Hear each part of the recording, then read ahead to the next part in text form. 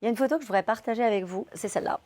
C'est la photo des journalistes européens avec lesquels j'ai fait l'interview de Volodymyr Zelensky. Vous avez des barons et des baronnes là, hein. Jesse Velmer de la RD, Jeremy Bowen de la BBC, c'est une méga star en Angleterre, et Joachim Clementi, il m'a appris à prononcer son nom, Clementi, qui est un journaliste estonien. On a appris qu'on devait faire l'interview de Zelensky le mercredi pour le jeudi, et ils sont arrivés le jeudi matin, on se connaît pas, et il faut qu'on fasse une interview ensemble de 45 minutes. Sincèrement, c'est un exercice extrêmement compliqué. Et puis, les journalistes, ils aiment bien la lumière, vous voyez. Donc, dans ces cas-là, le risque, c'est qu'il y en a un qui tire la couverture à lui et qui casse un peu le canevas qu'on a bâti ensemble. Et là, ce qui était formidable, c'est que chacun a joué le jeu.